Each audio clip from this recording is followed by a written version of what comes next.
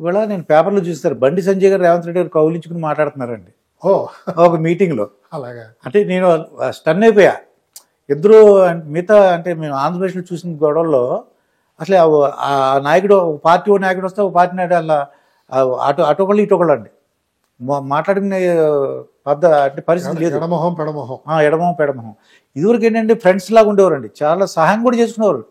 నేను చూశానండి కొన్ని వైఎస్ రాజశేఖర రెడ్డి గారు హెల్ప్ చేశారు ఏదో విషయాలు, చాలా విషయాలు అండి.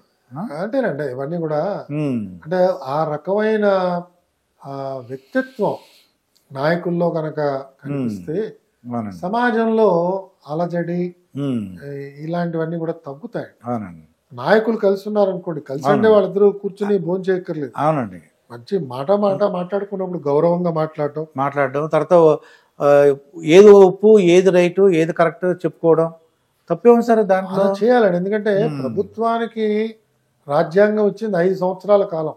అవునండి, 5 సంవత్సరాల్లో ఏ ప్రాజెక్టు అవట్లేదండి, కనీసం 5 సంవత్సరాలు కావాలి. అవునండి, కాబట్టి ఏ ప్రాజెక్టు మనం మొదలెట్టినా కొత్త ప్రభుత్వం వచ్చింది అనుకోండి, ఈ ప్రాజెక్ట్ అడకెక్కుతుందని చెప్పి భయం.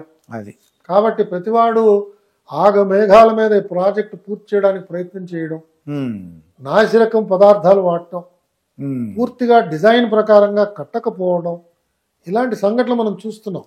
ఎందుకంటే ఈ భయం 5 సంవత్సరాలు అయిపోతుంది, మళ్ళా రేపు ఎన్నికలు జరుగుతాయి, ఎన్నికల్లో ప్రభుత్వం ఉంటుందో పోతుందో తెలియదు, ఏ పార్టీ వస్తుందో తెలియదు, ప్రజలు ఎటుపక్క మొగ్గు చూపిస్తారో తెలియదు. ఈ అనిశ్చిత పరిస్థితుల్లో పెద్ద పెద్ద ప్రాజెక్ట్స్ ఎలా చేస్తాం? కాబట్టి ఇద్దరు కలయికగా ఉండాలి.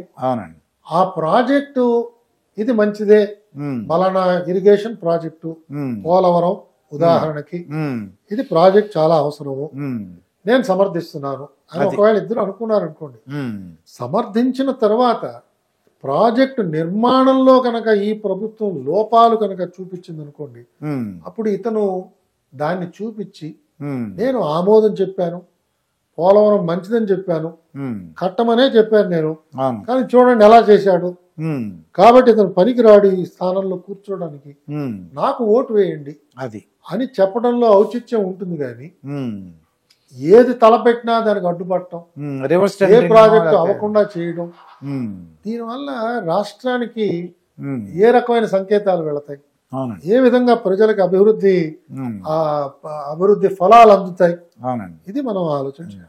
కింద సంక్రాంతికి చాలా ఆంధ్రప్రదేశ్లో ఉన్న ప్రజలందరూ కూడా ఇబ్బంది పడ్డారు అంటే రోడ్లు బాగాలేదని ఇబ్బంది పడ్డారు. రోడ్లన్నీ వేస్తారటండి. పవన్ కళ్యాణ్ గారు అయితే ఒక ట్రైబల్ ఏరియా కూడా వెళ్ళి దగ్గరుండి ఇప్పుడు రోడ్లు వేయించారని చెప్తున్నారు.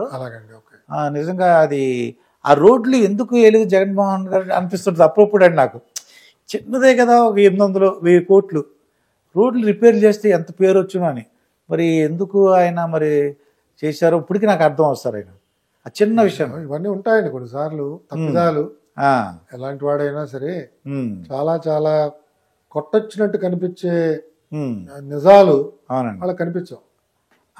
కళ్ళు బైర్లు కమ్ముతాయంటారు, అందరికి జరుగుతుందండి. అవునండి, ఆ స్థానం నుంచి కిందకి దిగి నేల మీద కూర్చున్న తర్వాత అప్పుడు అన్ని చక్కగా కనిపిస్తుంటాయి. అంటే కింద కొంతకాలం మీరు ఉన్నారు కదా, రోడ్లు వేయండి అని అన్న చెప్పుంటారా అని మాకు అనిపిస్తుంటుంది అప్పుడప్పుడు. అంటే ఇదంతా ఈ గతం అయిపోయింది, ఒక్కొక్కరికి ఒక రకమైన ఆలోచన ఇస్తాడు భగవంతుడు. అది వాళ్ళ గతం బట్టి వాళ్ళ ఆలోచన ఉంటుంది. అది వాళ్ళకి కొన్నిసార్లు వాళ్ళ మీద వాళ్ళకి చాలా చాలా గొప్ప నమ్మకం ఉంటుంది. అది నేను ఎప్పుడు తప్పు చేయలేను, నేను ఏది చేసినా కూడా కరెక్ట్ గా అవుతుంది, ఇలాంటి కొన్ని ఆలోచనలు ఉంటాయి మనిషిలో రావడం సామాన్యం. అలాంటి వచ్చినప్పుడు మనం మీరు చెప్పారండి ఒక చీఫ్ మినిస్టర్ గురించి చెప్పమంటే చంద్రబాబు నాయుడు గారు నువ్వు చెప్పు అబ్బా టైం మమ్మల్ని అందరిని అడిగేవారండి. నేను ఒకటి చెప్పాను, అందరూ చెప్పేది వినేవారు అని అనేసి మీరు చెప్పారన్నమాట అండి ఆ ఇంటర్వ్యూలో.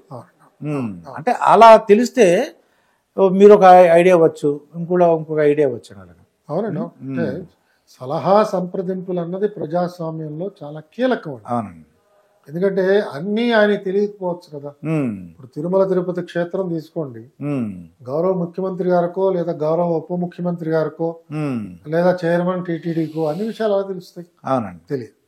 కాబట్టి తెలుసుకుందామనే ఒక ఉత్సాహం, ఎవరిని సంప్రదిద్దామనే ఒక విజ్ఞత, ఎంత సమయం దీనికి కేటాయిద్దాం అనే ఒక జాగ్రత్త, ఇవన్నీ మేళవించినప్పుడు దాన్ని చక్కగా ఆలోచన చేసి ఏ విషయం నేను తెలుసుకోవాలి, ఏ విషయం వాళ్ళకి తెలిస్తే చాలు వాళ్ళు చేసుకుంటారు అది అని మనం కొన్ని విషయాలు పట్టించుకోవాలి, కొన్ని విషయాలు వాళ్ళకి వదిలిపెట్టాలి. అదండి వాళ్ళకి ఈ ఆర్ట్ తెలియనంత సేపు కూడా అన్ని తన ఒళ్ళో వేసుకున్నా కూడా కష్టమే. కష్టం. అన్ని డిపార్ట్మెంట్లు ఎలా చేయగలుగుతారు?